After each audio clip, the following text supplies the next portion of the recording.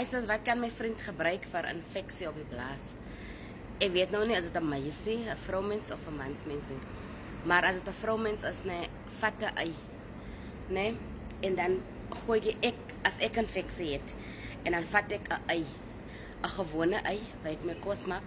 Dan sny ek hulle so, jy kan hom rof weg en sny. Maar ek like vir hom om hom so kringe te sny. Maar jy kan hom rof weg insny. Gooi hom in 'n emmer in, gooi kookwater in. Wag 'n bietjie laat die meeste van die stoom uit is van en dan hy brand 'n bietjie. Van jy moet sit 'n bietjie opstaan, 'n bietjie sit 'n bietjie opstaan. Dan stoom jy van onder af op. Come in. Kena. Dan stoom jy van onder af op, né? En dan vat jy agterna vagina room, dan spuit jy vagina room in jou in. Nou die ei gaan help vir die infeksie in die blaas en hy is antibiotika vir jou vir vroue dele onder. As dit 'n man is en die man het 'n blaasinfeksie, ewen ons vrouens kan dit ook gebruik, 'n balsam kopiva. Jy vat balsam kopiva hele op heuning.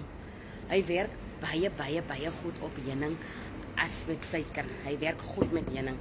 So jy vat balsam kopiva op heuning. Kom ons sê 8 druppels of jy kan 15 druppels vat, dis mos groot mense. En dan maak jy dit agterna vol met heuning en dan drink jy dit. As jy nie heuning het nie, gaan jy ook vir jou 'n halwe koppie melk maak.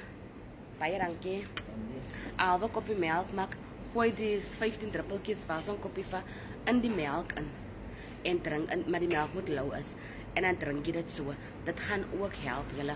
Jy mix nie balsam kopiva met water nie. En mense vra my nou dag, hoe moet jy die balsam kopiva met water mix? Jy mix nie balsam kopiva met water nie. Hy gaan nie werk nie, mense.